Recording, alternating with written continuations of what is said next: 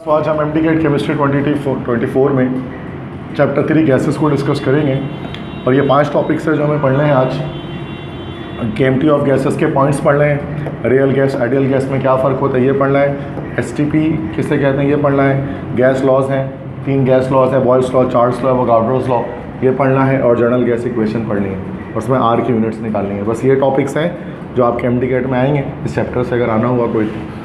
तो ये 5 टॉपिक्स हैं, बहुत इजी हैं। तो देखते हैं, स्टार्ट करते हैं। सबसे पहले केएमटी ऑफ गैसेस को हम लोग पढ़ते हैं, ठीक है।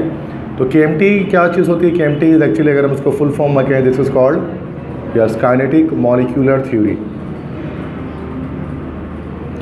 तो इसको हम लोग कहते हैं kinetic molecular theory. Kinetic molecular theory एक ऐसी थ्योरी है जो आपको गैसेस की प्रॉपर्टीज़ बताती हैं due to the motion of molecules.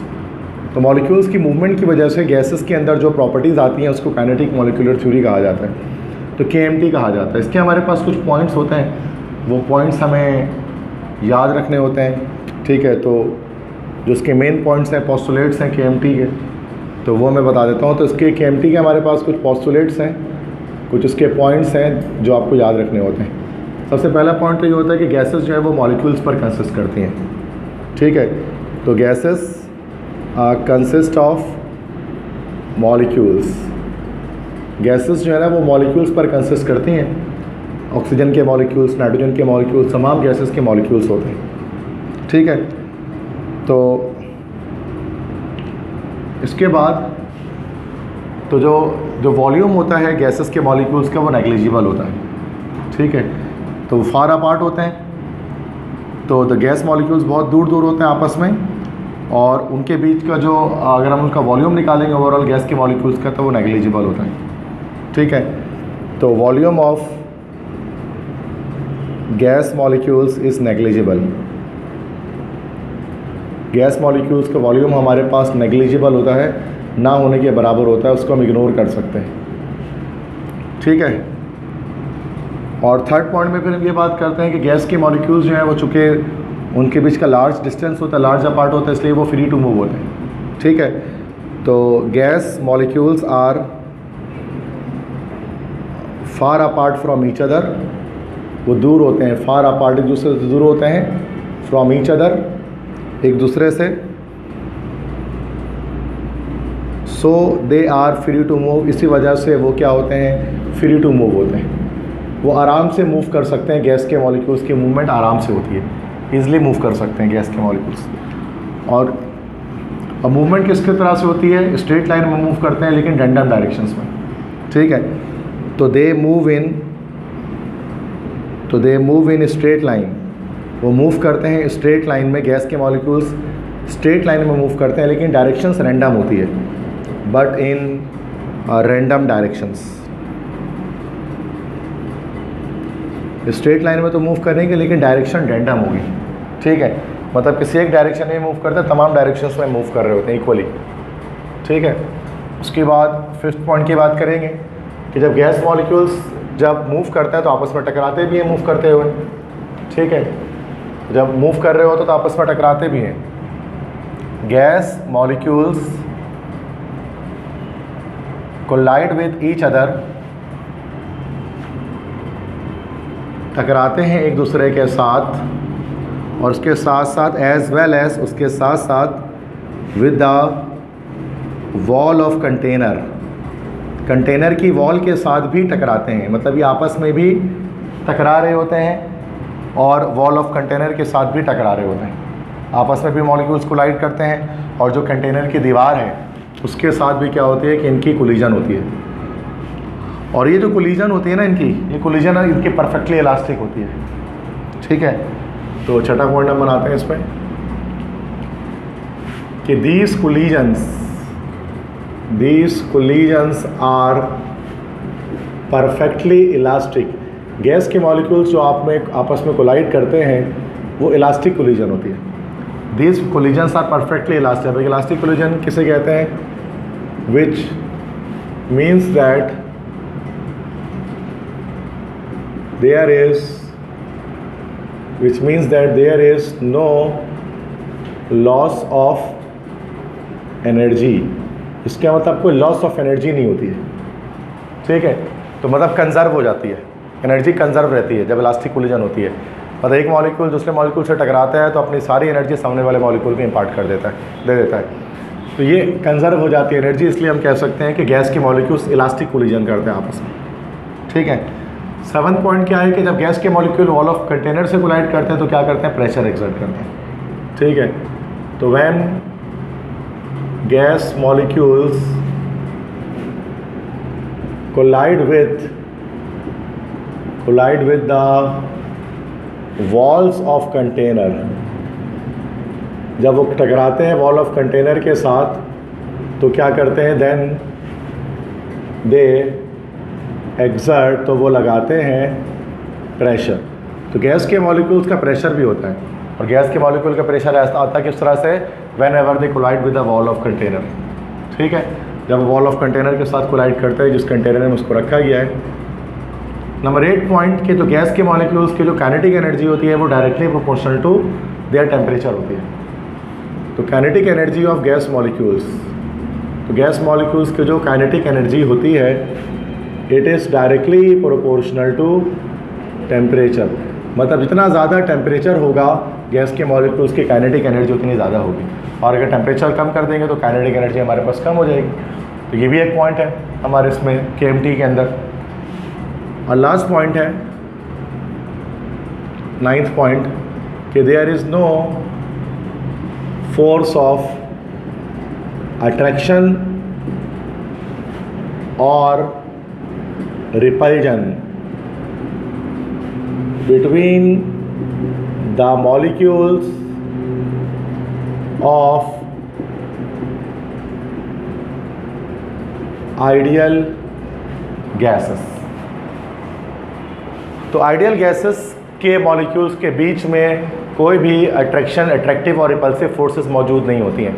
इसका मतलब कि आइडियल गैस के मॉलिक्यूल्स ना आपस में अट्रैक्ट करते हैं ना आपस में रिपल करते हैं। तो अब ये चीज़, ये लास्ट पॉइंट पे आपको ये एक चीज़ समझनी पड़ेगी कि आइडियल गैस किसे कहते हैं। तो ये सारे पॉइंट हमारे पास जो है वो KMT के पॉइंट्स होते हैं। तो ये पॉइंट्स आप याद रखेंगे, पहला टॉपिक यही है MD कैट के अंदर इस चैप्टर में। ठीक है, कि क्या पॉइंट्स है, मैंने बेसिक आसान वर्डिंग्स में लिख दिया है, ईजिली याद हो जाएगा, शॉर्ट पॉइंट्स में लिखा है मैंने। तो ये फर्स्ट पॉइंट हो गया। सेकंड पॉइंट हमारा, सेकंड टॉपिक है रियल और आइडियल गैस के बीच का डिफरेंस क्या होता है। तो what is the difference between real gas and ideal gas. तो ये चीज़ मैं आपको बता देता हूँ कि what is the difference behind this two. तो मैं यहाँ पर एक जैसे कि डिफरेंस कॉलम बना लेता हूँ ताकि हमें समझने में आसानी हो।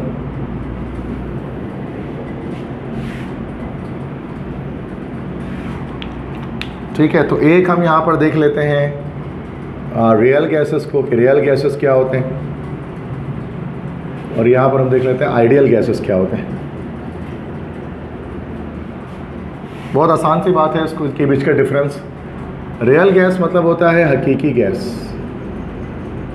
जिसका हकीकत की दुनिया से ताल्लुक़ है, और आइडियल गैस का मतलब होता है ख़याली गैस, जो आपके ख़याल में है।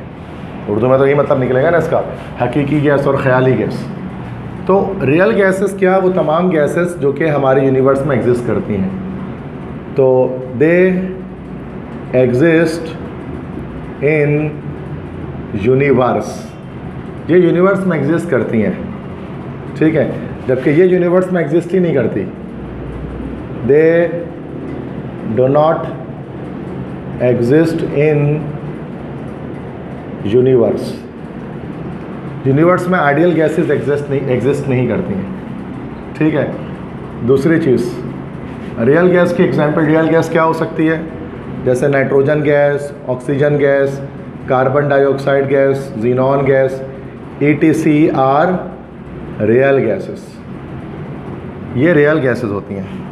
ठीक है, और आइडियल गैस क्या होते हैं भाई, आइडियल गैसेस तो कोई भी नहीं होते। No ideal gas is known, कोई आइडियल गैस के बारे में हम जानते नहीं, एग्जिस्ट ही नहीं करते, तो एग्जाम्पल कहाँ से आएगी उसकी।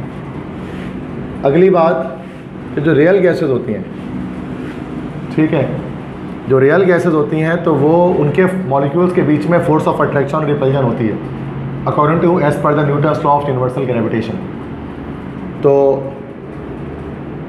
दे have attractive and repulsive forces या force of attraction and repulsion. तो they have attractive and repulsive forces among molecules. तो इनके मॉलिक्यूल्स के बीच में अट्रैक्टिव और रिपल्सिव फोर्सेस आपको दिखती हैं, जबकि यहाँ पर आइडियल गैस में ऐसा नहीं होता।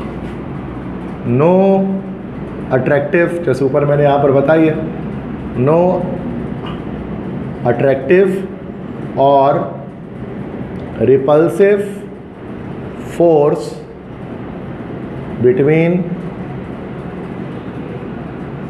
या अमंग मॉलिक्यूल्स कह सकते हैं, अमंग मॉलिक्यूल्स। तो एक और पॉइंट ये हमारे पास निकल गया। चौथा पॉइंट कि रियल गैसेस जो है ना, उनका वॉल्यूम कभी भी ज़ीरो के बराबर नहीं हो सकता। Their volume can not be equal to zero, कभी भी नहीं हो सकता। लेकिन जो आइडियल गैस हैं, इनका वॉल्यूम जो है वो ज़ीरो हो सकता है। इनका वॉल्यूम कभी भी ज़ीरो नहीं हो सकता, रियल गैसेस के लिए पॉसिबल नहीं है। पांचवी बात कि रियल गैसेस जो है ना, वो गैस लॉस को फॉलो नहीं करती हैं तमाम कंडीशन पे, कि they don't follow gas laws. जो आगे हम पढ़ेंगे, they don't follow gas laws, और गैस लॉस का फॉलो नहीं करती एट वेरी लो टेम्परेचर। अगर टेम्परेचर बहुत कम हो जाए, या फिर और वेरी लो प्रेशर। जबकि हम इसकी बात करेंगे तो ये तमाम कंडीशंस में गैस लॉस को फॉलो करती हैं, कि they follow gas laws at all conditions. और आखिरी बात कि जो रियल गैसेस जो होती है ना, जैसे आइडियल गैसेस होती हैं, उनके हम लोग क्या यूज़ करते हैं, इनके लिए हम लोग आइडियल गैस इक्वेशन, ये जिसको जनरल गैस इक्वेशन होता है ना, वो यूज़ कर रहे होते हैं इसके लिए, जैसे PV is equal to nRT। लेकिन रियल गैसेस के लिए आइडियल गैस इक्वेशन के बजाय हम लोग इसके अंदर, आप लोगों ने न्यू पढ़ा होगा, वैन डर वाल इक्वेशन, इसके लिए हम लोग वैन डर वाल इक्वेशन को पढ़ रहे होते हैं। वो बहुत बड़ा P plus AN² upon V, उसके बाद V minus NB is equal to nRT। ये हमारे पास कहलाती है वैन डर वाल इक्वेशन। तो अगर आपको रियल गैसेस पर वर्कआउट करना होता है तो आप van der Waals equation use करते हैं, और अगर आपको आइडियल गैसेस के बारे में बात करनी है तो फिर आप आइडियल गैस इक्वेशन यूज़ करते हैं।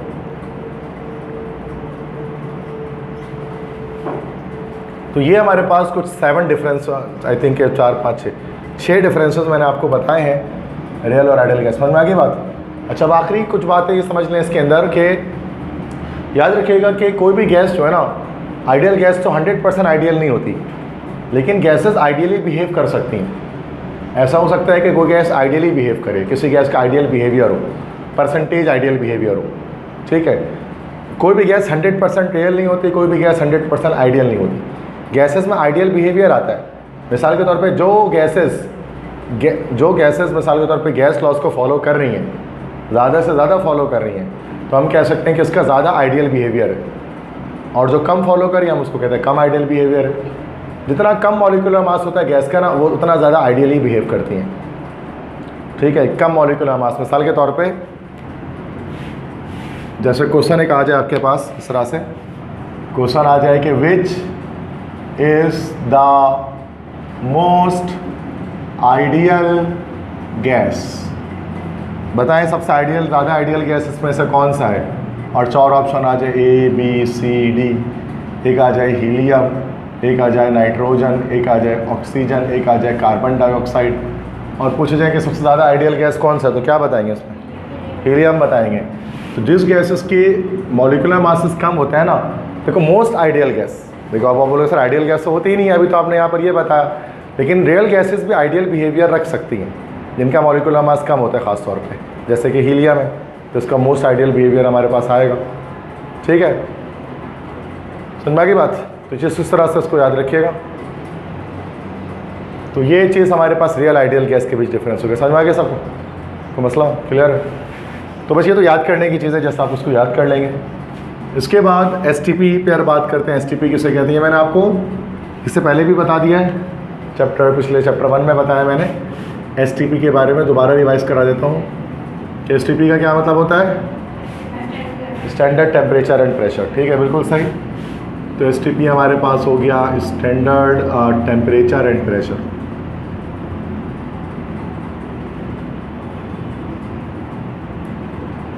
ठीक है, STP standard temperature and pressure. तो टेम्परेचर कितना होता है STP पर, या 0 डिग्री सेंटीग्रेड या फिर 273 केल्विन, और फ़ारेनहाइट में कितना होगा,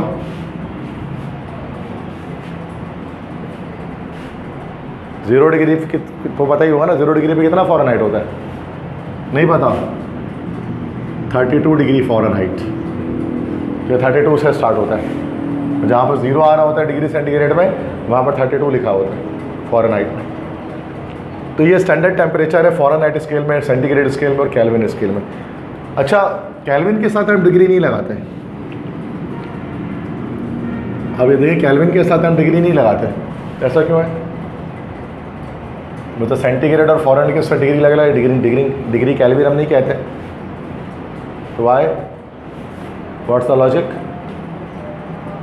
नहीं पता। देखो, डिग्री उनके साथ लगता है जिनका प्लस और माइनस दोनों पॉसिबल। अब सेंटीग्रेड प्लस में भी जा सकता है, माइनस में भी, फ़ारेनहाइट प्लस में भी हो सकता है, माइनस में भी, लेकिन केल्विन कभी भी माइनस में नहीं जा सकता, क्योंकि 0 केल्विन लीस्ट टेम्परेचर, एब्सोल्यूट 0 से टेम्परेचर नीचे तो नहीं जाता, इसलिए इसमें डिग्री नहीं लगता। ठीक है, याद रखिए। अच्छा, और अगर आपसे ये ऑप्शन दे दिया जाए कि which of the following is standard temperature, उसमें ऑप्शन में आ जाए 0 degree centigrade, 273 kelvin, 32 degree Fahrenheit, D option में आ जाए ऑल ऑफ दिस, तो क्या आंसर लगाएंगे? ऑल ऑफ दिस लगा देंगे। ठीक है ना, तो 32 डिग्री फ़ारेनहाइट भी होता है, तो ऑल ऑफ दिस लगाना बेहतर है इसमें। अच्छा, प्रेशर के बारे में बताया था मैंने, प्रेशर का क्या बताया था, कितना, 1 ATM। ATM का फुल फॉर्म में हम लोग क्या बोलते हैं, this is called atmosphere, 1 atmosphere. और कितने टोर के बराबर होता है 1 ATM? 760 टोर। और टोर को और क्या कहते हैं, क्या कहते हैं, millimetre of mercury, mm of Hg। ठीक है, और कितने सेंटीमीटर ऑफ मरकरी के बराबर होता है, डिवाइड बाई 10 कर दो, 76 सेंटीमीटर ऑफ मरकरी आ जाएगा। इसी तरह से और कितने पास्कल के बराबर होता है न्यूटन पर मीटर स्क्वायर, भूल गए, 101.325। याद रखिए, न्यूटन पर मीटर स्क्वायर, चूँकि ऐसा यूनिट में निकाल लें, और न्यूटन पर मीटर स्क्वायर को हम लोग और क्या कहते हैं, PA लिखते हैं ना, PA मतलब होता है पास्कल। तो ये जो हमारे पास यूनिट आ गई, ये यूनिट कौन सी निकली हमारी, SI निकली, सिस्टम इंटरनेशनल में। SI यूनिट में हमारा 101.325 न्यूटन पर मीटर स्क्वायर या पास्कल होता है। अच्छा, किलो पास्कल में निकालेंगे तो क्या करना होगा, डिवाइड बाय 1000 कर देंगे इसको, तो 101.325 हो जाएगा ये, तो ये किलो पास्कल में आ गया। इसी तरह से अगर हम इसको निकालेंगे किस में बेटा, जैसे कि PSI में निकाले, तो PSI में कितना आता है, 14.7 PSI, 14.7 PSI। और PSI क्या होता है, दिस इज पाउंड पर स्क्वायर इंच, पाउंड पर स्क्वायर इंच। और ये कौन सी यूनिट होती है, FPS सिस्टम है। फुट पाउंड सेकंड में हमारे पास आ जाएगा 14.7 PSI। ठीक है, तो PSI होता है पाउंड पर स्क्वायर इंच, जिसको हम ऐसे भी लिख दे सकते हैं, पाउंड होता है LB और पर स्क्वायर इंच मतलब इंच स्क्वायर, तो एक ही बात है। ये सारे स्टैंडर्ड प्रेशर है डिफरेंट अलग अलग यूनिट्स के अंदर, समझ गए। तो ये STP कंडीशन मैंने इससे पहले भी बताया था आपको, एक बार और मैंने रिपीट कर दिया कि STP पर टेम्परेचर या प्रेशर क्या होता है। क्लियर है यहाँ तक बात, चैप्टर 1 में भी देखा था हमने ये तो मसला। तो ये हो गया तीसरा टॉपिक भी, 2 टॉपिक बच गए, समझ में आ रहा है ना सारा, बहुत बेसिक चैप्टर है, बहुत आसान है। उसमें MCQs करेंगे तो उसमें फिर देखेंगे कि किस तरह के सवाल हैं जो आ रहे हैं। इसके बाद गैस लॉस पे बात करेंगे। ठीक है, चौथा टॉपिक है गैस लॉस, ये आइडियल गैस लॉस भी कहते हैं इसको। तो गैस लॉस, अब गैस लॉस हमारे पास हम कितने गैस लॉस होते हैं? 3 गैस लॉस होते हैं ना भाई। एक हमारे पास कहलाता है बॉयल्स लॉ, एक कहलाता हमारे पास है चार्ल्स लॉ, और एक कहलाता हमारे पास है एवोगाड्रोस लॉ। ठीक है, 3 लॉस पर हमें बात करनी होती है, बॉयल्स, चार्ल्स और एवोगाड्रोस लॉ। तो 1 बाय 1 हम तीनों पे बात कर सकते हैं। सही है। सबसे पहले हम यहाँ पर देखते हैं कि बॉयल्स लॉ क्या होता है। ठीक है, तो पॉइंट वाइज कर लेते हैं। नंबर 1, बॉयल्स लॉ के बारे में कुछ बात करते हैं।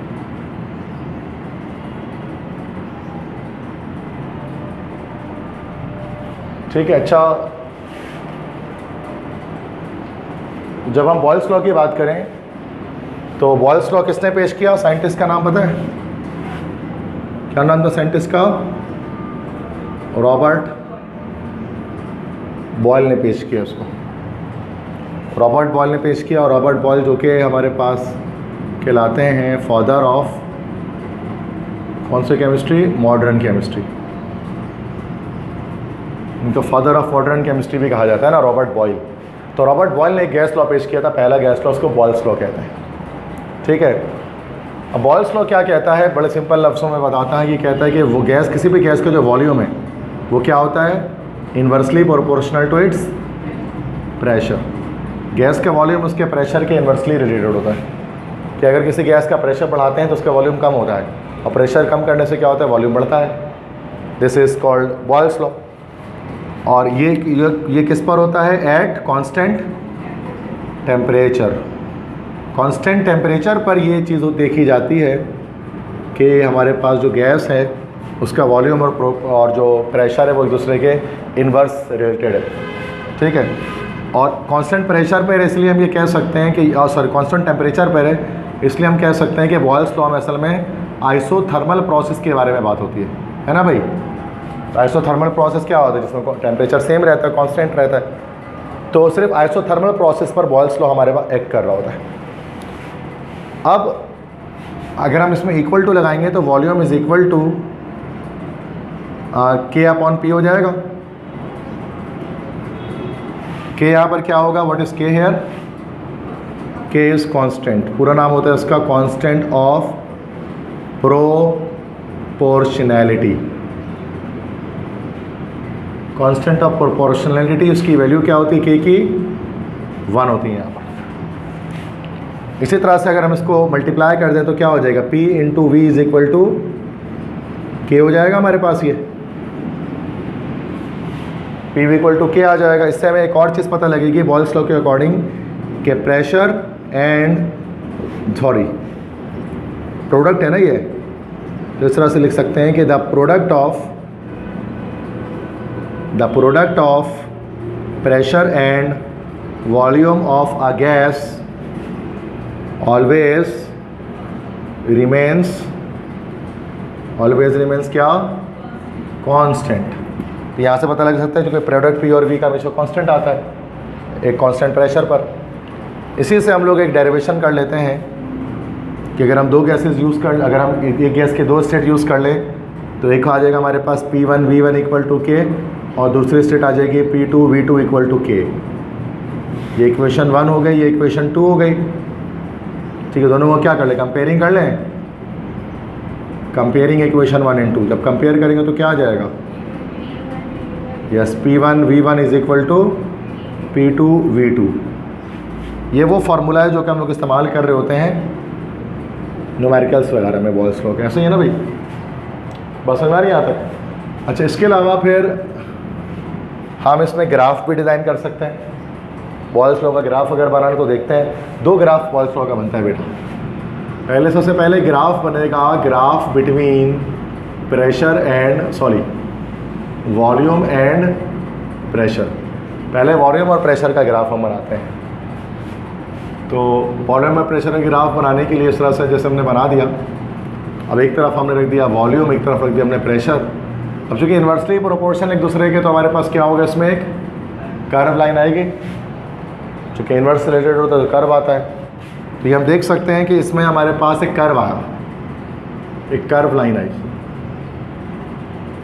अच्छा, एक और ग्राफ इसमें हम बना सकते हैं। अगर हम एक ग्राफ बनाएं, ग्राफ बिटवीन वॉल्यूम और प्रेशर, नहीं, वॉल्यूम एंड 1/p के बीच में बनाएं। अगर वॉल्यूम और 1/p के बीच का ग्राफ बनाते हैं तो अब वो क्या आएगा? अब देखो, प्रेशर और, जहाँ तक बात है प्रेशर और वॉल्यूम की, यहाँ ये चीज़ समझ में आ रही है कि प्रेशर और वॉल्यूम एक दूसरे के इन्वर्सली प्रोपोर्शनल है, लेकिन वॉल्यूम 1/p के तो डायरेक्टली प्रोपोर्शनल है ना। यस, तो स्ट्रेट लाइन आ जाएगी। ठीक है, तो अगर हम वॉल्यूम और 1/p के बीच में अगर हम बनाएंगे ना, तो उससे क्या होगा, हमारे पास एक स्ट्रेट लाइन आ जाएगी। तो याद रखिएगा कि अगर आपसे पेपर में पूछते हैं तो वो किसका पूछ रहे हैं, प्रेशर वॉल्यूम का या प्रेशर वॉल्यूम और 1 प्रेशर का। ठीक है, तो दोनों आ सकती है बॉयल्स लॉ में, कर्व लाइन भी आ सकता है, स्ट्रेट भी आ सकता है, डिपेंड करता है कि आप किस पर बना रहे हैं, मतलब कौन से दो जो है वो पैरामीटर्स को लेकर ग्राफ बनाए जा रहे हैं। ठीक है, इसी तरह से अगर एक MCQs अगर मैं यहाँ पर लिखूँ न्यूमेरिकल के हवाले से क्वेश्चन लिख दूँ कि 2 dm³ of a gas occupies 4 atm, sorry, of a gas has a pressure of 4 atm. What will be its volume if pressure is decreased to 1 atm?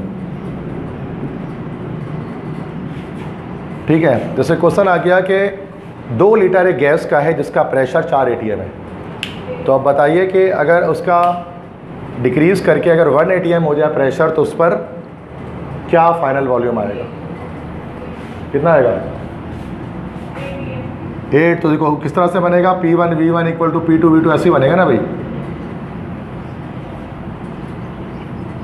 अब यहाँ पर P1 हमारे पास आ गया, दिस इज 4 atm, V1 आ गया हमारा 2 dm³ equal to P2 हमारे पास आ गया 1 multiply by V2।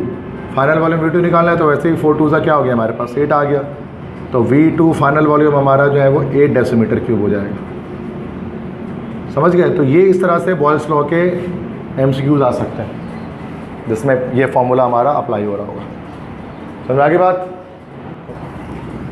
ठीक है, बॉयल्स लॉ तो यहाँ पर हो गया। इसके बाद अब हम सेकंड डिस्कस करते हैं चार्ल्स लॉ, और चार्ल्स लॉ के बारे में कुछ बातें समझने की कोशिश करते हैं। चार्ल्स लॉ क्या होता है, 3 गैस लॉस पढ़ने हैं ना, तो सेकंड हमारे पास है, this is Charles law. Charles law, अब चार्ल्स लॉ जो है वो एक साइंटिस्ट ने पेश किया था जिसका नाम था जैक्स चार्ल्स। ये भी एक साइंटिस्ट हैं। इन्होंने क्या बताया था, वॉल्यूम और टेम्परेचर के बीच का रिलेशनशिप उन्होंने जो है वो बताया था।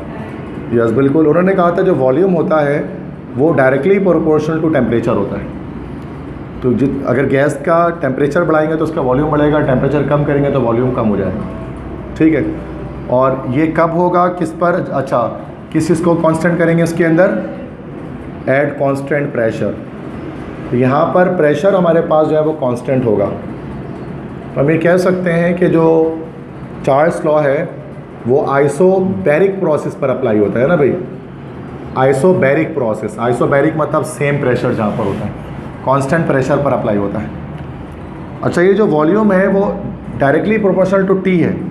अच्छा, ये टेम्परेचर कौन सा टेम्परेचर है, ये हमारे पास टेम्परेचर है एब्सोल्यूट टेम्परेचर। एब्सोल्यूट टेम्परेचर किसे कहते हैं, वो तो एब्सोल्यूट ज़ीरो है। एब्सोल्यूट टेम्परेचर केल्विन टेम्परेचर वो कहते हैं। केल्विन टेम्परेचर एब्सोल्यूट टेम्परेचर कहलाता है। इसी वजह से जब भी हम चार्ल्स लॉ के न्यूमेरिकल को सॉल्व करते हैं तो आपको याद होगा कि हम टेम्परेचर हमेशा केल्विन में रखते हैं।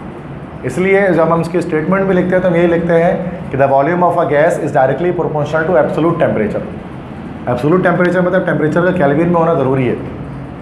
सेंटीग्रेड में हम सॉल्व नहीं कर सकते, गलत आंसर आता है। सही है, तो ये चीज़ है। अच्छा, अब हम इसको और अगर फर्दर सिंप्लीफाई करें तो ये हो जाएगा V = KT हो जाएगा, कांस्टेंट हो गया K दोबारा से।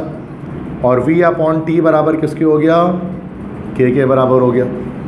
तो यहाँ पर हमें एक चीज़ समझ में आई, एक और बात समझ में आई चार्ल्स लॉ के बारे में। और वो क्या बात समझ में आई कि the ratio between volume and temperature of a gas always remains constant, है ना भाई, समझ में आ रहा है ना भाई, जैसा वहाँ पर समझ में आ रहा था। तो ये दूसरी स्टेटमेंट हम कह सकते हैं, सेकंड स्टेटमेंट है हमारे पास चार्ल्स लॉ की। इसी पर अगर हम दो अलग अलग कंडीशंस ले लें, दो अलग अलग स्टेट्स ले लें गैसेस की, एक में वॉल्यूम 1 हो टेम्परेचर 1 हो इक्वल टू के, और एक में वॉल्यूम 2 हो टेम्परेचर 2 हो इज इक्वल टू के, ये इक्वेशन 1 हो जाए, ये इक्वेशन 2 हो जाए। तो जब हम इन दोनों को कंपेयर करेंगे, when we do the comparing equation number 1 and 2, तो क्या होगा हमारे पास, आंसर क्या आएगा, v1 upon t1 is equal to v2 over t2। ये वो फार्मूला है जिसके ज़रिए हम न्यूमेरिकल सॉल्व करते हैं चार्ल्स लॉ के, ठीक है। अभी इसको एग्जाम्पल करा भी दूंगा। अच्छा, अब इसमें जो है वो हम देखते हैं ग्राफ ऑफ चार्ल्स लॉ। तो चार्ल्स लॉ का ग्राफ कैसे तैयार होगा हमारे पास, उसका एक ही ग्राफ बनेगा वॉल्यूम और टेम्परेचर के बीच में, ठीक है। तो ये हमारे पास एक ग्राफ इसका बन रहा है, यहाँ पर हमने टेम्परेचर डाल दिया, यहाँ पर हमने वॉल्यूम डाल दिया, ठीक है। और ये हमारे पास टेम्परेचर का स्केल है। अब जैसे कि एब्सोल्यूट टेम्परेचर और टेम्परेचर का केल्विन में होना ज़रूरी है, और ये हमारे पास वॉल्यूम चला आ रहा है, और यहाँ पर ये वॉल्यूम हमारा ज़ीरो हो गया, ठीक है। तो ये वॉल्यूम हमारे पास ज़ीरो हो रहा है और केल्विन भी ज़ीरो हो रहा है, ठीक है। तो यहाँ पर क्या होगा, स्ट्रेट लाइन बनेगी हमारे पास, स्ट्रेट लाइन बनेगी। स्ट्रेट लाइन यहाँ पर क्या शो करता है कि जैसे जैसे टेम्परेचर इंक्रीज़ हो रहा है वॉल्यूम इंक्रीज़ हो रहा है। तो चार्ल्स लॉ में हमेशा स्ट्रेट लाइन आती है, और यहाँ पर 0 केल्विन है, ये हमारे पास जैसे कि 100 केल्विन है, ये 200 केल्विन है, ये 300 केल्विन है, ये 400 केल्विन है, इस तरह से जैसे कि हम आगे चले जा रहे हैं। तो हम एक चीज़ यहाँ पर ऑब्जर्व करते हैं कि 0 केल्विन टेम्परेचर पर जब हम आते हैं तो वॉल्यूम भी हमारे पास कितना हो जाता है, 0 हो जाता है, ठीक है। तो ये चीज़ बहुत इंपॉर्टेंट है इस बात को समझने के लिए कि एक टेम्परेचर यहाँ पर हमें समझना पड़ेगा जिसको हम लोग क्या बोलते हैं, एब्सोल्यूट ज़ीरो। एब्सोल्यूट ज़ीरो एक टेम्परेचर है जो उसको हम कहते हैं 0 केल्विन। सेंटीग्रेड में क्या होता है, ये माइनस का 273 डिग्री सेंटीग्रेड। कन्वर्जन तो आती है ना सेंटीग्रेड और केल्विन में, कि केल्विन जो है वो बराबर होता है डिग्री सेंटीग्रेड प्लस 273 के, ऐसे निकलता है ना भाई। तो इस फॉर्मूले से हम लोग कन्वर्ट करते हैं सेंटीग्रेड को केल्विन में या केल्विन को सेंटीग्रेड में। और फ़ारेनहाइट में कितना होता है, ये फ़ारेनहाइट में कितना होता है, एब्सोल्यूट ज़ीरो। नहीं भाई, वो तो 0 डिग्री सेंटीग्रेड होता है, माइनस का 460 डिग्री फ़ारेनहाइट, ये फ़ारेनहाइट में है।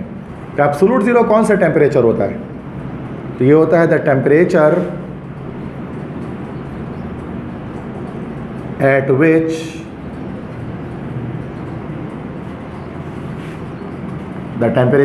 विच volume of a gas becomes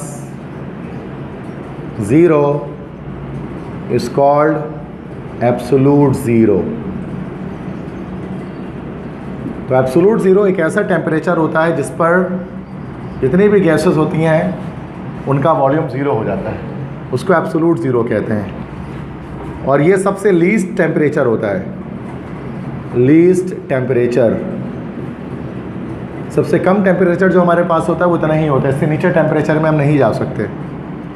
और इस टेम्परेचर पे किसी भी गैस का वॉल्यूम ज़ीरो हो जाता है। और इस टेम्परेचर पे क्या होता है, तो motion of molecules is stopped. मतलब इतने ज़्यादा काइनेटिक एनर्जी कम हो जाती है इस टेम्परेचर पर कि जो मॉलिक्यूल्स हैं गैस के, उनकी जो मोशन, उनकी जो मूवमेंट है वो स्टॉप हो जाती है, वो रुक जाते हैं।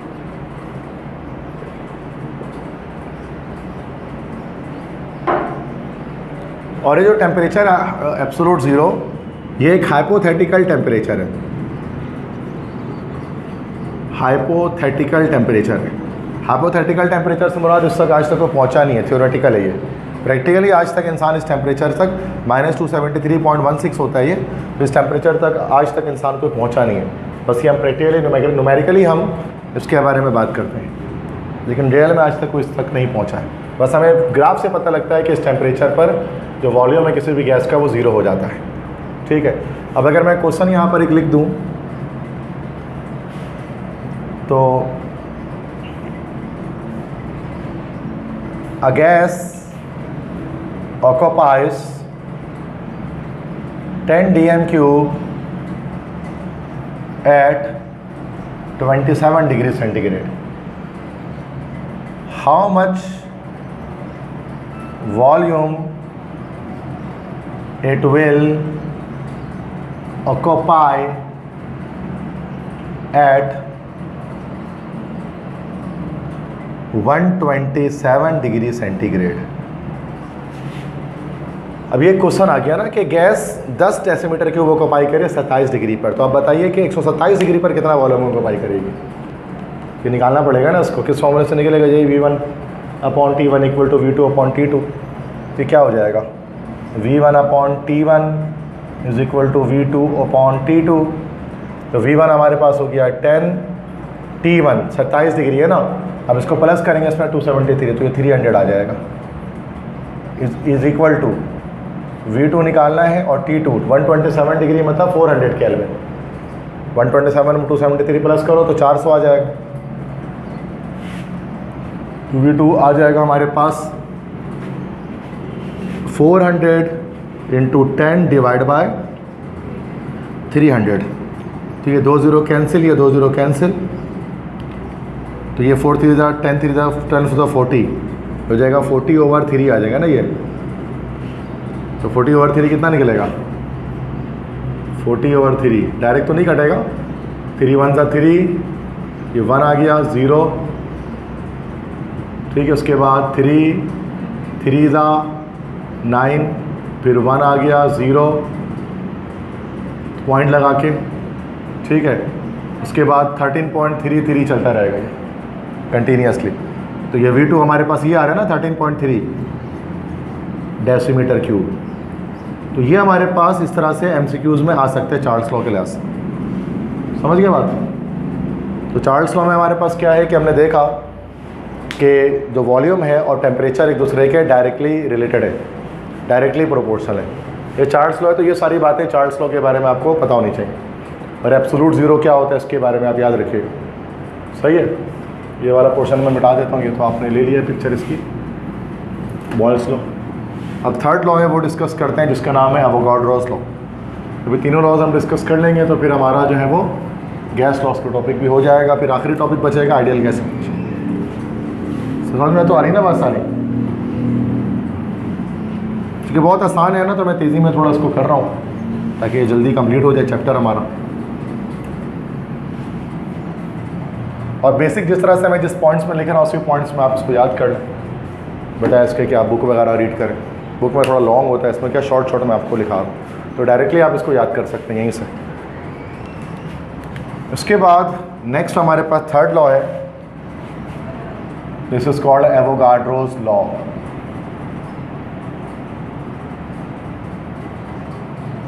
ठीक है, अब ये आपको पता है कि एवोगाड्रोस लॉ जो है ये जो साइंटिस्ट ने पेश किया था उसका नाम था एमेडियो एवोगाड्रो, जो कि एक इटालियन केमिस्ट था।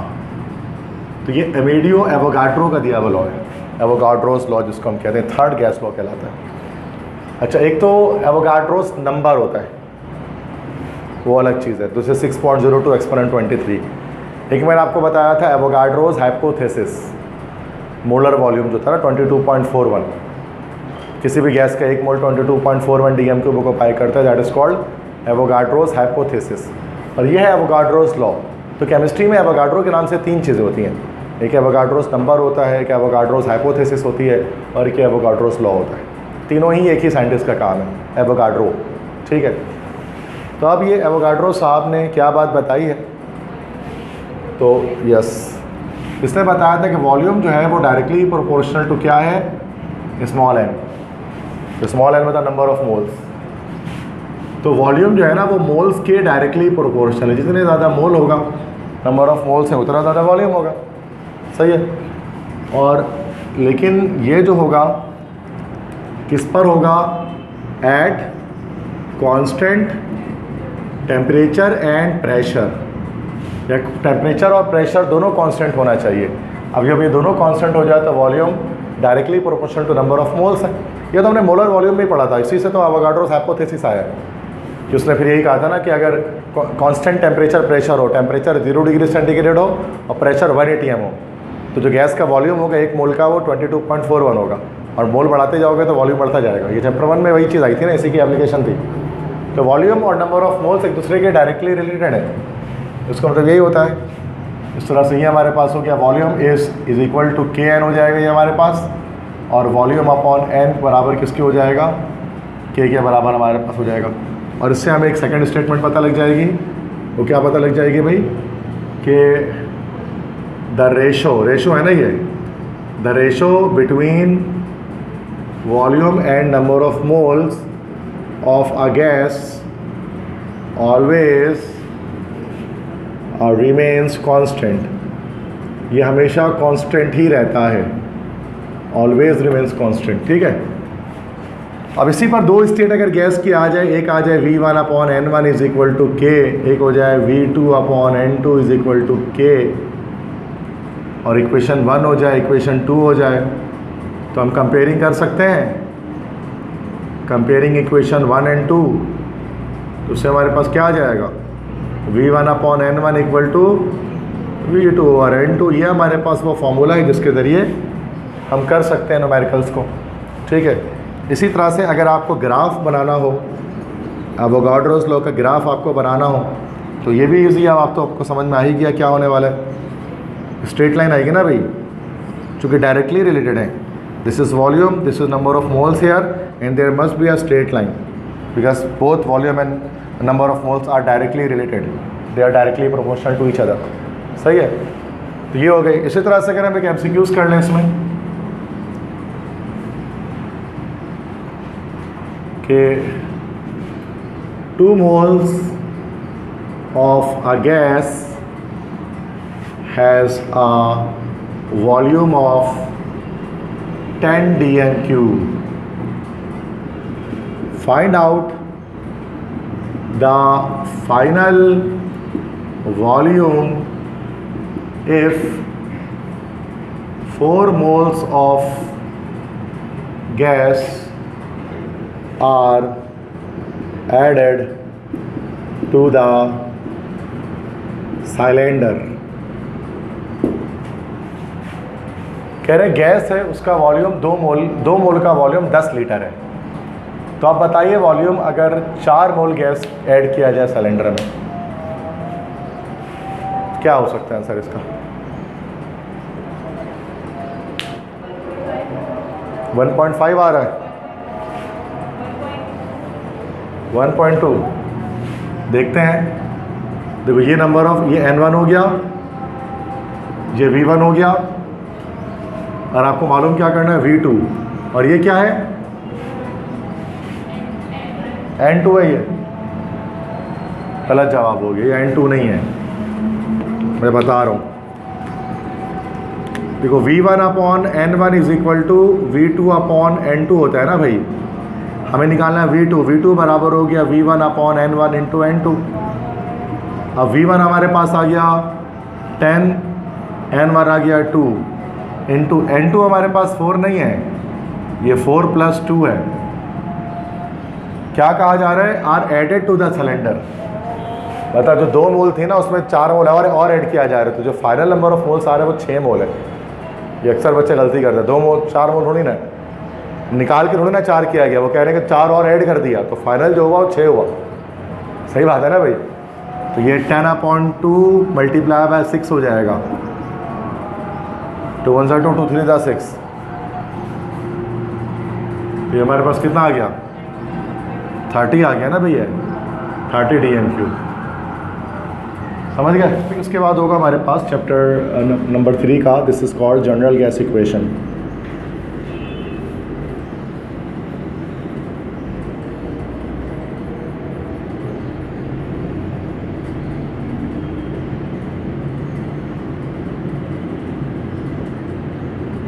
तो इसे हम जनरल गैस इक्वेशन कहते हैं। अब जनरल गैस इक्वेशन को और भी नाम हम देते हैं, इसी को जनरल गैस इक्वेशन कहते हैं, इसी को हम लोग कहते हैं आइडियल गैस इक्वेशन,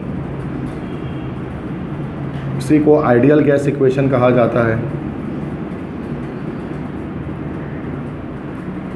इसी को हम लोग जो है वो कंबाइंड गैस इक्वेशन कहते हैं, कंबाइंड गैस इक्वेशन।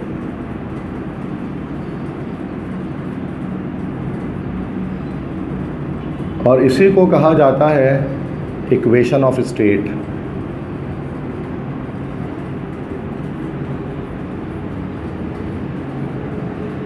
ठीक है, तो ये चार नाम एक ही इक्वेशन के होते हैं। ठीक है, इसी को ये सारे नाम कहते हैं, general gas equation, ideal gas equation, या कंबाइंड गैस इक्वेशन, या इक्वेशन ऑफ स्टेट। स्टेट किसे कहा जाता है? State of a system. State किसे कहते हैं?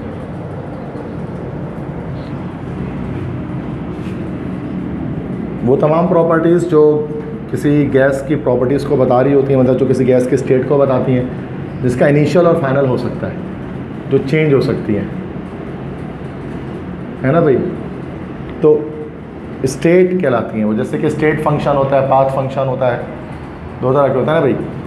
तो स्टेट मतलब जैसे कि हम मान लेते हैं, जैसे प्रेशर है, वॉल्यूम है, टेम्परेचर है, इनको स्टेट कहा जाता है।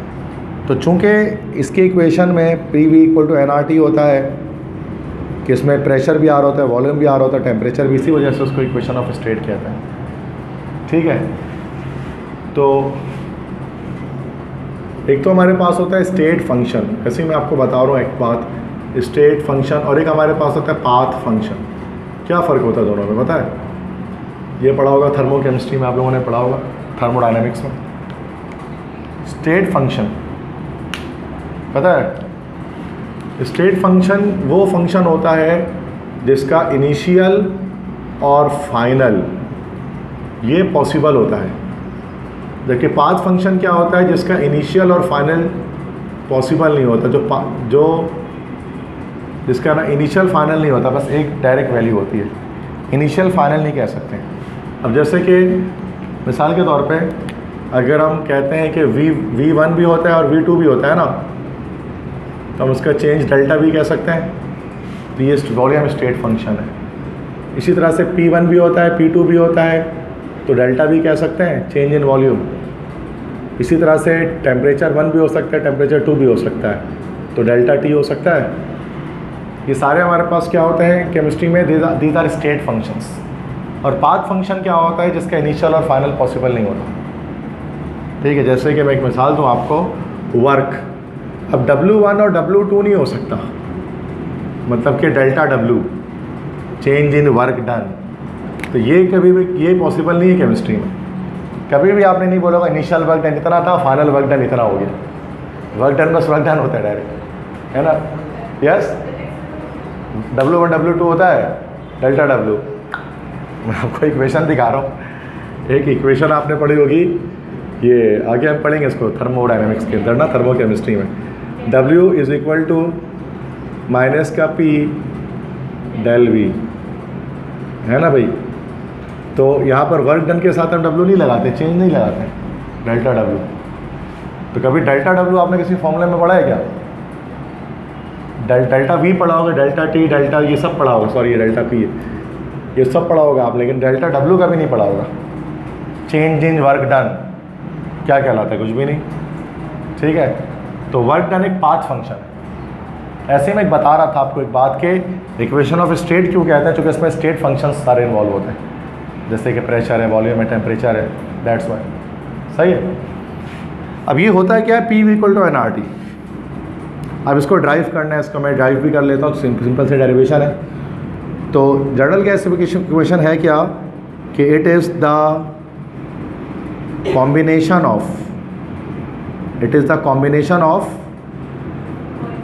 3 गैस लॉस, मतलब तीनों जो गैस लॉज हैं ये उसका कॉम्बिनेशन है। इसी वजह से हम उसको जो है वो कंबाइंड गैस इक्वेशन भी कहते हैं। इक्वेशन ऑफ स्टेट तो समझ में आ गया, कंबाइंड गैस इक्वेशन भी कहते हैं। और आइडियल गैस इक्वेशन इसलिए कहते हैं कि आइडियल गैसेस पर अप्लाई होती है। रियल गैसेस के लिए मैंने आपको बताया था कि वेन डर वाल्स इक्वेशन वो अलग है, वो हम लोग यूज़ करते हैं वेन डर वाल्स इक्वेशन को।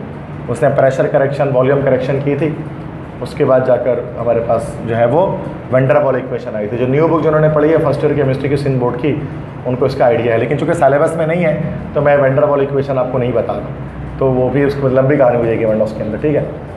टाइम मिला तो बता दूंगा, अभी देखते हैं, ठीक है।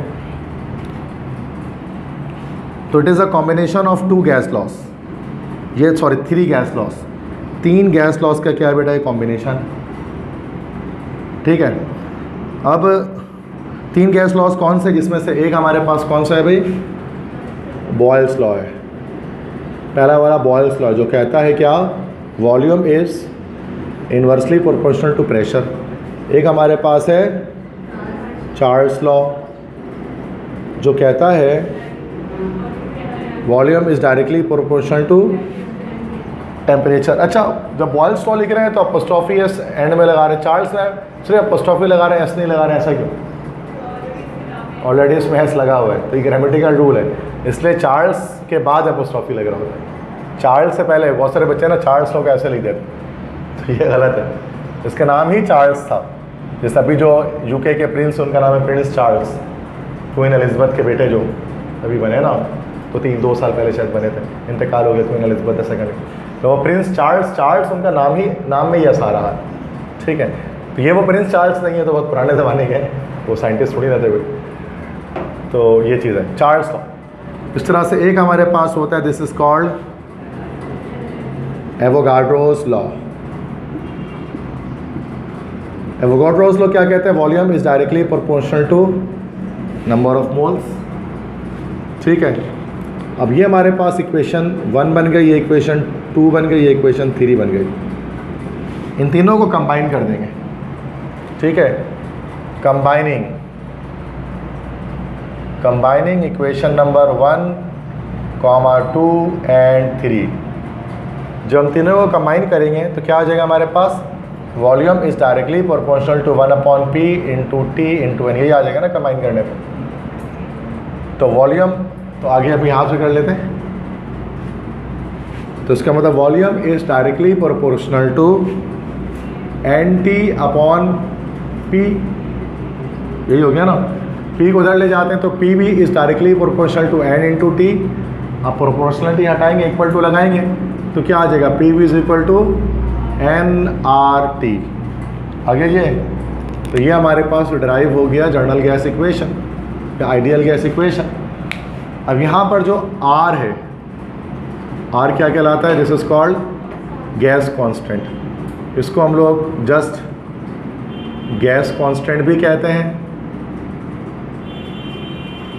इसको हम लोग जो है वो जनरल गैस कांस्टेंट भी कहते हैं, इसी को हम लोग आइडियल गैस कांस्टेंट भी कहते हैं। तो कोई भी नाम दे दो, बात तो वही है, समझ गया ना। तीनों ही कहते हैं, कुछ लोग कहते हैं, और उसको हम लोग ये भी कहते हैं यूनिवर्सल गैस कांस्टेंट। तो ये सब एक ही बात है, अगर पेपर में आए तो आपको पता होना चाहिए ये सब आ रही है।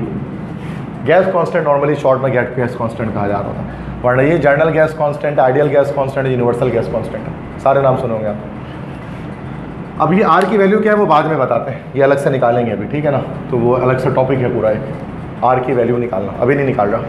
अभी मैं बस आपको ये बताता हूँ कि इसके अंदर हम वेरिएशन चेंजिंग कर सकते हैं इस फॉर्मूले में थोड़ी सी। अगर मुझे मास की बने तो मैं क्या कर लूँगा, PV is equal to mass upon molecular mass into RT, ये आ जाएगा। अगर मास की बने तो हम ये फॉर्मूला लगा सकते हैं, ये भी एक फॉर्मूला है, एक वेरिएशन है इस वाले फॉर्मूले से। और कभी कभार डेंसिटी मालूम करने कह दिया जाता है, डेंसिटी। तो डेंसिटी बराबर किसकी होता है, density is mass per unit volume, okay ना। तो मास अपॉन वॉल्यूम को अगर हम यहाँ से, तो ये हम जानते हैं डेंसिटी इसके बराबर है। अगर मास अपॉन वॉल्यूम को यहाँ से सेपरेट करेंगे तो ये PM/RT आ जाएगा। मास अपॉन एम और वी को अलग करें तो पी वी तो M P M upon R T, तो डेंसिटी बराबर किसकी हो गया, P M upon R T के बराबर हो गया। ये एक ही वेरिएशन और है, देखा होगा आपने, डेंसिटी इस फॉर्मूले से निकालते हैं। तो ये हम यहाँ पर देख सकते हैं 1 2 3 तरह से इसके अंदर वेरिएशन आ सकती है। जरूरी नहीं कि हमेशा यही लगता है, कभी ये भी लगता है, कभी ये भी लगता है फार्मूला, ठीक है। और इसी से फिर हम जनरल गैस इक्वेशन से एन और आर, अगर नंबर ऑफ मोल सेम हो, अगर एक ही गैस की 2 स्टेट्स आ रही इनिशियल फाइनल, तो एन तो नंबर ऑफ मोल हमेशा कांस्टेंट रहेगी गैस के लिए, आर कांस्टेंट है, वी पी वी और टी स्टेट फंक्शन है, ये चेंज हो सकता है। तो हम यहाँ कह सकते हैं कि N R is equal to P one V one upon T one और N R equal to P two V two upon T two. अब मान लेते हैं इक्वेशन 1 इक्वेशन 2 बन गई। अगर हम इसको कंपेयरिंग कर लेंगे दोनों इक्वेशन को, तो क्या हो जाएगा हमारे पास, P one V one upon T one is equal to P two V two upon T two. ये भी एक फॉर्म होती है, देखा होगा आपने। तो ये भी एक फॉर्म हमारे पास है जनरल गैस इक्वेशन से जो हमारे पास आती है। तो ये अलग अलग मैंने आपको इसकी जो है वो फॉर्म्स दिखा दी, सही है। तो यूज़ करेंगे नेक्स्ट क्लास में जब हम इसके न्यूमेरिकल्स वगैरह, न्यूमेरिकल कह रहा हूँ सॉरी, एमसीक्यू सॉल्व करेंगे, ये सारा यूज़ होगा उसमें। तो अब हम देखते हैं इसमें यूनिट्स ऑफ आर, यहाँ तक तो बात क्लियर है, सारी चीज़ समझ में आ रही है। तो अब हम देखते हैं कि यूनिट ऑफ आर या value of R, value of R in 3 units, 3 units में हम लोग आर की वैल्यू को फाइंड आउट करेंगे। ये भी बहुत इंपॉर्टेंट है एमसीक्यूज़ के लिहाज से, ठीक है बेटा, एमसीक्यूज़ के लिहाज से बहुत इंपॉर्टेंट है। तो सबसे पहली चीज़ कि हमारे पास जो आर पहले हम निकालते हैं, 1 यूनिट पहले हम निकालते हैं केमिकल यूनिट्स में निकालते हैं, ठीक है। फर्स्ट हम निकालते हैं केमिकल यूनिट्स में।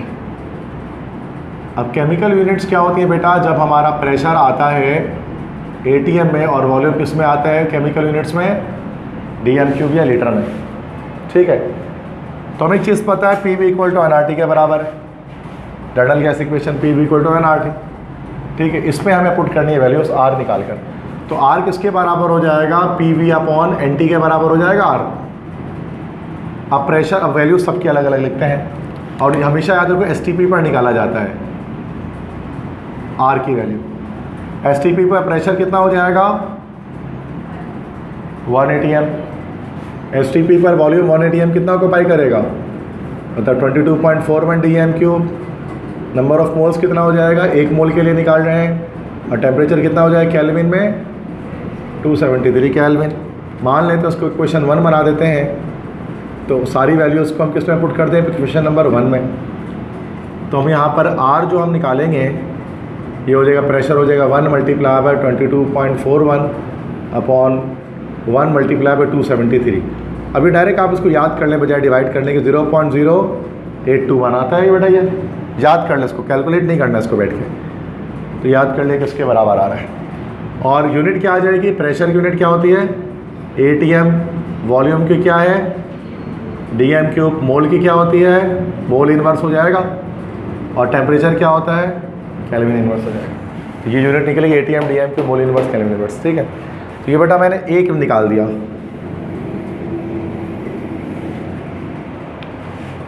किसमें, केमिकल यूनिट्स में। समझ में आया सबको कैसे निकला, बहुत आसान है। सेकंड अब हम निकालते हैं एसआई यूनिट्स में,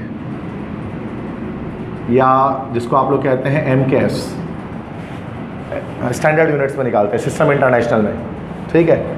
अब एसआई में आपको पता है बेटा प्रेशर किस में आता है हमेशा, न्यूटन पर मीटर स्क्वायर में आता है, पास्कल में, और वॉल्यूम हमेशा किस में आएगा, this will be in metre cube, ठीक है।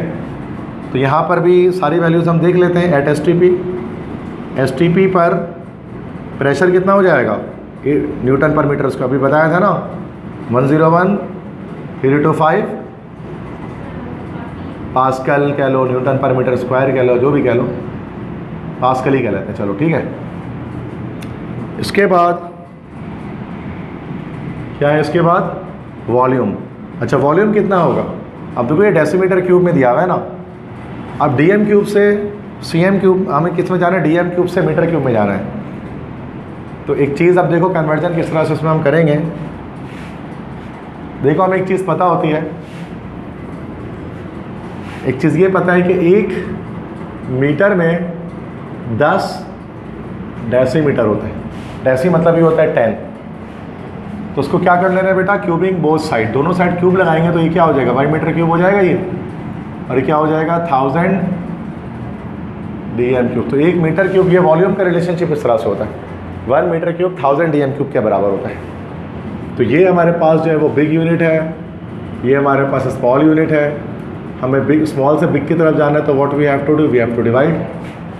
ठीक है, तो ये जो भी नंबर हमारे पास लिखा हुआ है ना 22.41, जो हमारे किस में है DM क्यूब में, इसको डिवाइड 1000 से कर लेंगे तो क्या हो जाएगा 0.02241 है ना, ये आ जाएगा हमारा मीटर क्यूब में। सही है।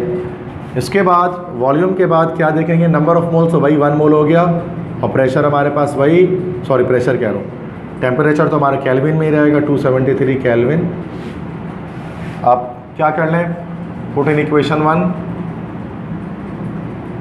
में पुट कर दें वैल्यूज़ को, तो क्या आ जाएगा R is equal to pressure हमारे 101,325 इंटू वॉल्यूम क्या है ये 0.02241 अपॉन नंबर ऑफ मोल्स 1 है और टेम्परेचर कितना है 273। अब इसको आप सॉल्व करोगे, इसको याद करना होगा, इसको भी सॉल्व नहीं करना। 8.315 आ जाता है ये आ जाएगा 8.315। ऐसा सिस्टम में आर की जो फिजिक्स में भी यूज़ करते हैं 8.315, और यूनिट क्या निकल जाएगी इसकी, प्रेशर की यूनिट तो हो गई हमारे पास पास्कल, वॉल्यूम की हो गई DM cube, sorry metre cube पर मोल पर केल्विन। अच्छा, इसको यूनिट को थोड़ा सिंप्लीफाई कर सकते हैं। अब पास्कल क्या होता है, न्यूटन पर मीटर स्क्वायर होता है ना, इंटू मीटर क्यूब पर मोल पर केल्विन। सही है। अब देखो स्क्वायर से ये क्यूब से ये मीटर स्क्वायर कैंसिल हो जाएगा, तो ये हमारे पास हो जाएगा न्यूटन मीटर पर मोल पर केल्विन। और आप सब जानते हैं कि न्यूटन मीटर किसके बराबर होता है, जूल के बराबर होता है न्यूटन मीटर। तो आर की वैल्यू क्या आ गई 8.315 जूल पर मोल पर केल्विन। हम लोग इस तरह से लिख रहे होते हैं ना, जूल पर मोल पर केल्विन में। तो ये इसी को हमने बेटा ड्राइव करके हमने लाया होता है। ये दूसरी यूनिट आ गई। अब तीसरी यूनिट जो हम निकालेंगे, थर्ड यूनिट जो हम निकालेंगे वो किस में निकालेंगे, वो निकालेंगे हम लोग ये कैलोरी पर मोल पर केल्विन में। अब हमें पता है कि एक कैलोरी में 4.184 या 4.18 क्या होता है, जूल होता है एक कैलोरी में। अब कैलोरी बिग यूनिट है, जूल स्मॉल यूनिट है। स्मॉल से बिग पे जाएंगे तो क्या करेंगे, डिवाइड करेंगे। तो ये जो भी वैल्यू है आर की 8.315, इसको डिवाइड कैसे कर देंगे 4.18 से, ये हो जाएगा 1.97 या 1.9798 ऐसे कुछ आता है ना, 98 उसकी 1.98 आ जाएगा ये डिवाइड करने से। और जूल पर मोल पर केल्विन के बजाय क्या हो जाएगा, कैलोरी पर मोल पर केल्विन। तो इस तरह से हमें क्या करना है, 3 यूनिट्स में आर की वैल्यू फाइंड आउट करनी है। तो एक ये यूनिट आ गई हमारी, एक दूसरी ये आ गई, तीसरी ये आ गई, तीनों गैस कांस्टेंट की वैल्यूज़ हैं। तो समझ में आ गया सबको जनरल गैस इक्वेशन। तो बहुत डिटेल में मैंने बताते जनरल गैस इक्वेशन क्या चीज़ होती है। 2021 में जो है वो आई बनी थी पीएमसी जिसका नाम था पाकिस्तान मेडिकल कमीशन। पीएमसी ने 2021 में कंडक्ट कराया था NMD कैट, सुना होगा आपने, national medical and dental college aptitude test, जिसमें तमाम सूबों का एक ही पेपर हुआ था। मतलब जितने भी सूबे हैं, 4 सूबे हैं, सबका एक पेपर हुआ था, सबका सेम था। तो पीएमसी ने क्या किया था, पीएमसी ने बेटा एक सिलेबस निकाला था। इससे पहले तक सिलेबस नहीं आता था। पहली बार MD कैट में क्या हुआ कि सिलेबस है।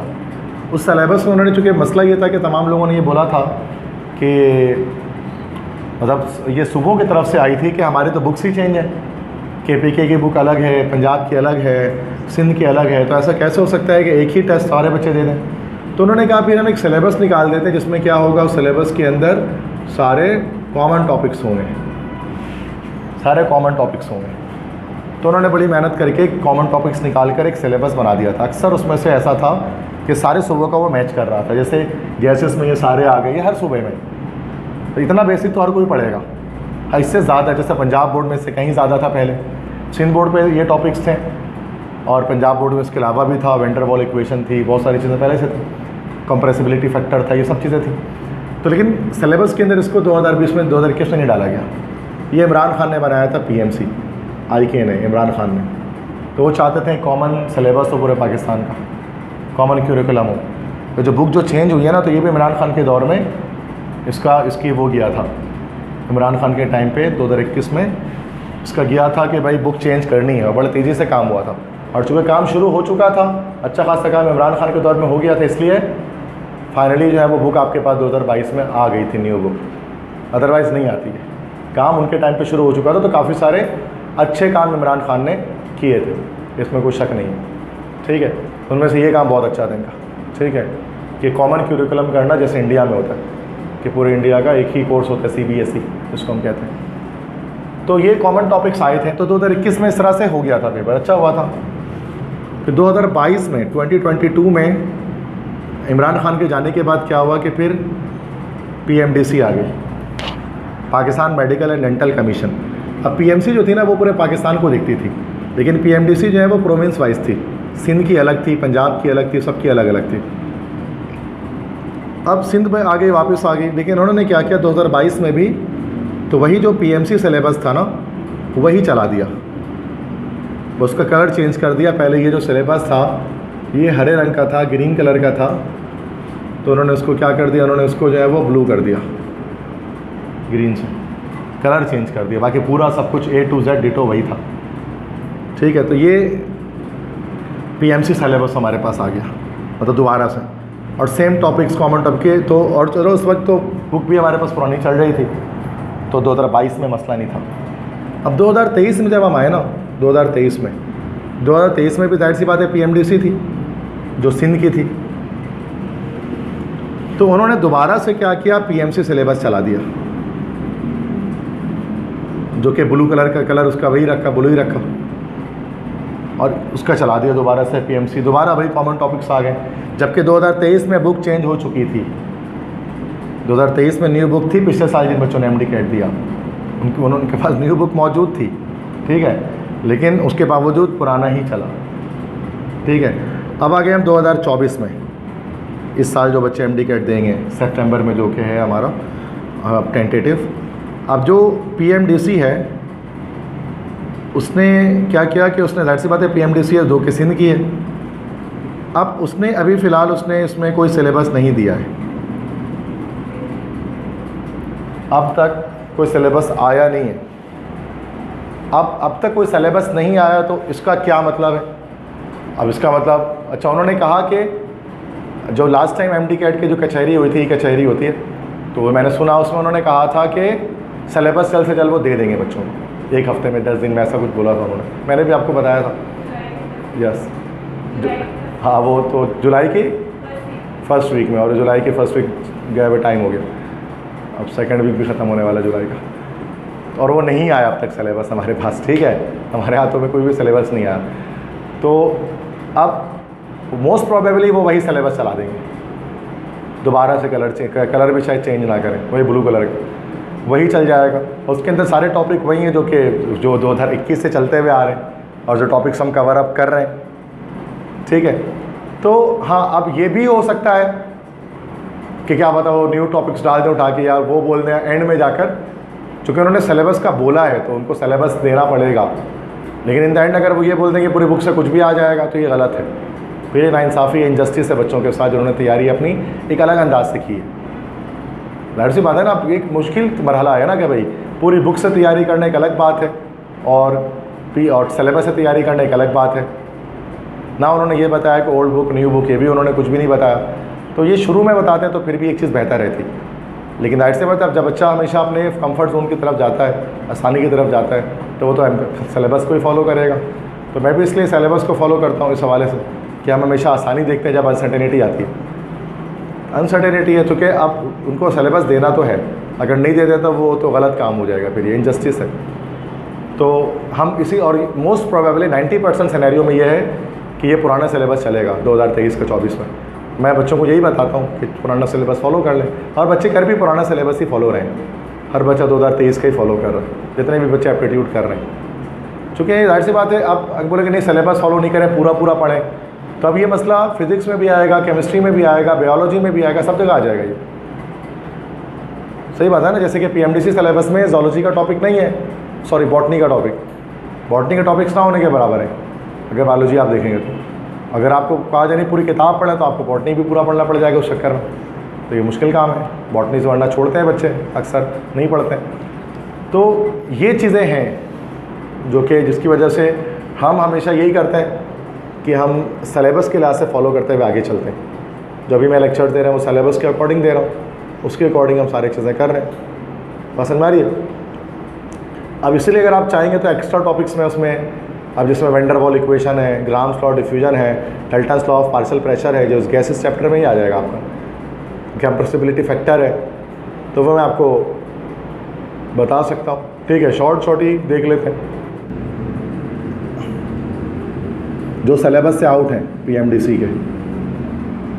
तो उसमें हम क्या क्या कर सकते हैं, उसमें हम कर सकते हैं वैन डर वाल इक्वेशन कर सकते हैं, वैन डर वाल इक्वेशन। इसमें हम कर सकते हैं कंप्रेसिबिलिटी फैक्टर,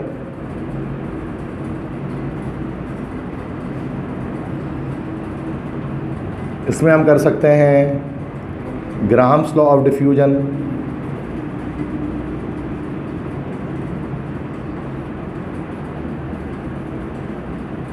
इसमें हम कर सकते हैं Dalton's law of partial pressure,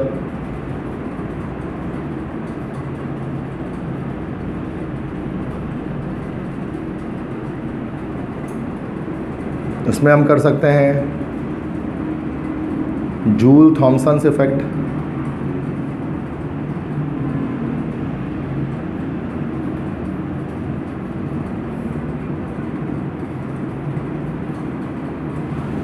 इसमें हम कर सकते हैं plasma.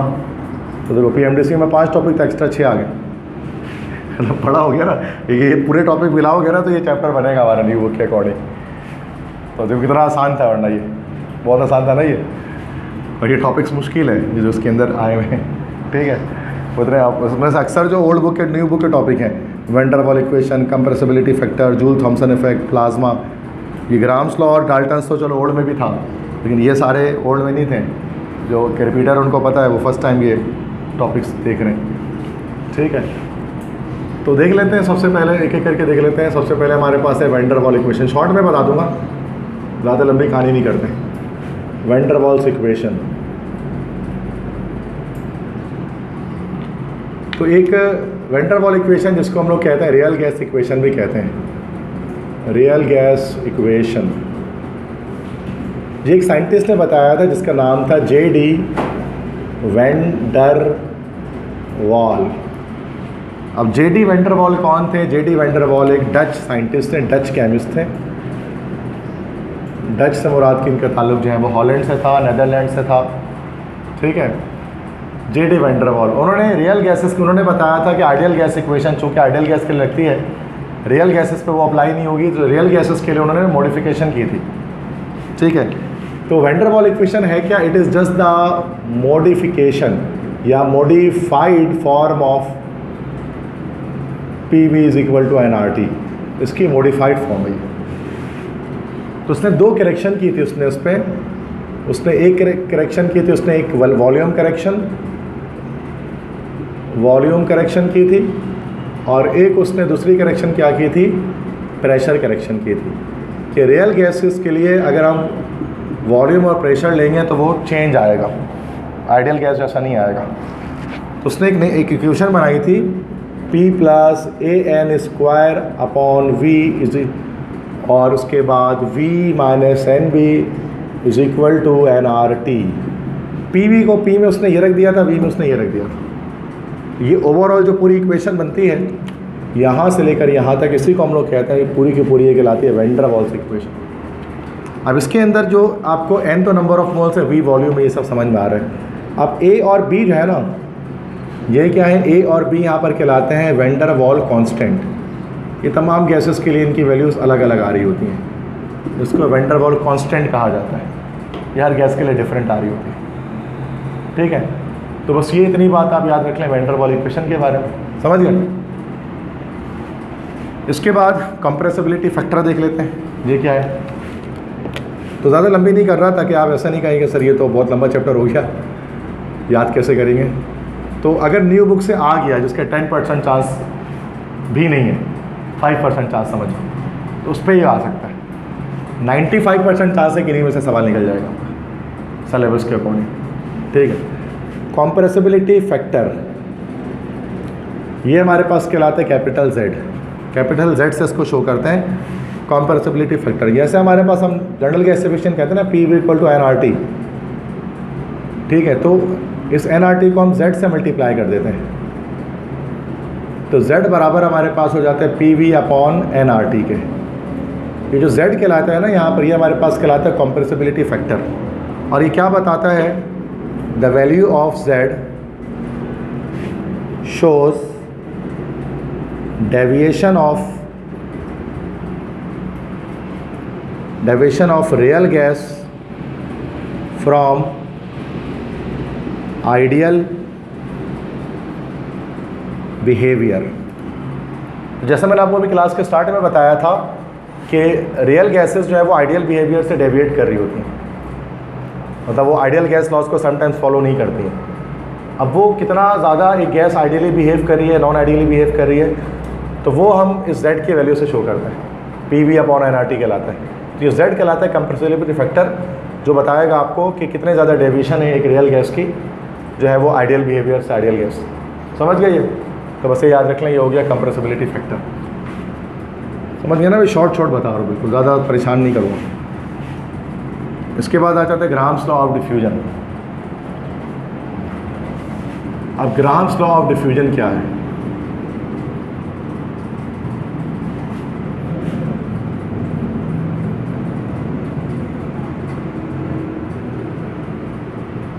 Grams law of diffusion. तो डिफ्यूजन का क्या मतलब होता है? डिफ्यूजन तो आपको पता है प्रॉपर्टी ऑफ अ गैस है, गैस की एक प्रॉपर्टी होती है डिफ्यूजन की। तो डिफ्यूजन का मतलब क्या होता है कि spreading out of gas molecules from denser medium to rarer medium. Means कि अगर कोई गैस है, तो अगर वो कोई गैस है जो कि डेंसर मीडियम से रेयरर मीडियम की तरफ मूव कर रही है, मतलब डिफ्यूज़ कर रही है, तो इसको हम लोग कहते हैं दिस इज कॉल्ड डिफ्यूजन, ठीक है।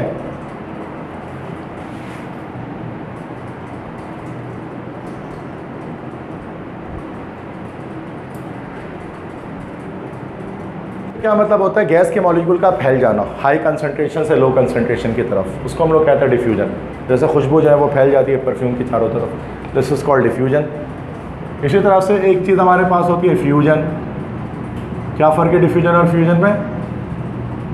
फ्यूजन में डिफ्यूजन की एक टाइप है, लेकिन करेंगे किसी स्मॉल होल से, छोटे से होल से डिफ्यूजन हो रही है तो उसको हम लोग क्या कहते हैं? फ्यूजन, ठीक है।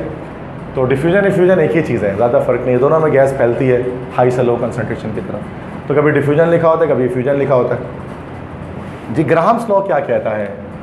ग्राहम्स लॉ असल में एक साइंटिस्ट है, उसका नाम था थॉमस ग्राहम। थॉमस ग्राहम कैसे साइंटिफिक केमिस्ट थे? स्कॉटिश केमिस्ट थे। स्कॉटिश केमिस्ट से मुराद कि ये स्कॉटलैंड में पैदा हुए थे, स्कॉटिश थे।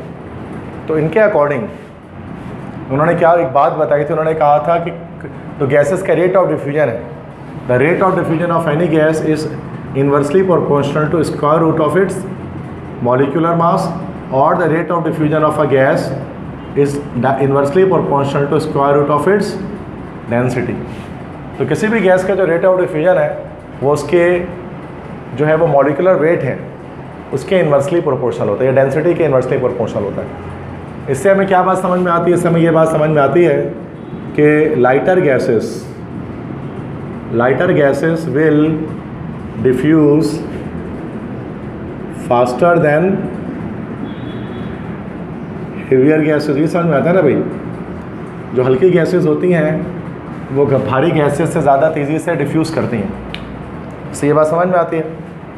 मिसाल के तौर पे अगर आपको एक क्वेश्चन दे दिया जाए, कहा जाए कि which gas will diffuse fastest, कौन सी गैस बताएं तेज़ी से डिफ्यूज़ करेगी, और 4 ऑप्शन दे दिए जाएं, एक ऑक्सीजन, एक नाइट्रोजन, एक क्लोरीन, एक आपको हाइड्रोजन दे दिया जाए, तो फास्टेस्ट डिफ्यूजन किस में होगी? हाइड्रोजन में, जिसका मॉलिक्यूलर मास कम होगा। ठीक है, तो ये हमारे पास ग्राहम्स लॉ कहलाता है। अच्छा, इसमें कंपेयर भी कर सकते हैं दो गैसेस के रेट ऑफ डिफ्यूजन। उसके लिए फॉर्मूला क्या बन जाता है ये कि दो गैसेस अगर हैं तो अगर एक तो जैसे आर ए है, it is directly proportional to concentration of 1/ma हो गया, और दूसरी गैस क्या है आर बी है, it is directly proportional to 1/mb हो गया। अब क्या करेंगे, डिवाइड कर देंगे, डिवाइडिंग इक्वेशन 1/2, तो इक्वेशन 1 इक्वेशन 2 है, दोनों को डिवाइड कर देंगे तो क्या आ जाएगा, RA/RB is equal to √MB upon, मतलब प्रोपोर्शनलिटी वगैरह भी लगाते हैं इसके अंदर है, मतलब मैं डायरेक्टली इसको बल्कि फॉर्मूले लिख देता हूँ। क्या सो गए तुम? तो मैंने इसलिए मना किया, नहीं दोनों ने बोला कि पढ़ाने के लिए। अब नहीं समझ में आ रहा तो फ़ायदा नहीं है, फिर एब्जॉर्ब भी नहीं कर पा रहे ना उसको, नहीं हो रहा ना एब्जॉर्ब, क्या करें फिर। चलो बस ये आखिरी पढ़ा रहा हूँ, आगे नहीं पढ़ाऊँगा, यही करूँगा और क्या करूँ, फ़ायदा नहीं ना ऐसे, बस मैं तो बोलता रहूँगा, तुम्हारे दिमाग में नहीं को दिया तो फ़ायदा थोड़ी ना। ठीक है, तो बस ये इसको एक करा देता हूँ कि RA/RB it is equal to √MB/m, ये फॉर्मूला देखा होगा आपने। तो ये rate of diffusion comparison of, अगर दो गैसेज उनके रेट ऑफ डिफ्यूजन को कंपेयर करना है तो उसके लिए हम लोग ये फॉर्मूला यूज़ करते हैं। जैसे कि H2 gas will diffuse dash times faster than methane gas. ये सवाल आ जाएगा अगर आपके पास, बता हाइड्रोजन गैस कितने टाइम्स फास्टर डिफ्यूज़ करेगी मीथेन गैस। तो कैसे ले लेंगे, इसमें किसी भी गैस को R1 कह दो, किसी को भी RB कह दो, उससे फ़र्क नहीं पड़ता। ठीक है, जैसे RH2/RCH4 is equal to √MCH4 molecular mass of H2। तो RH2/RCH4 क्या निकल जाएगा, दिस इज √16/2, 2 1 2 2 4 16, 4 का रूट क्या निकला, 2 निकला। तो उसके मतलब hydrogen gas will diffuse 2 times faster than methane, 2 गुना तेज़ी के साथ डिफ्यूज़ करेगी। तो ये इस तरह से हम लोग कंपेयर भी कर सकते हैं दो गैसेस, किस तरह से भी आता है ना MCQs।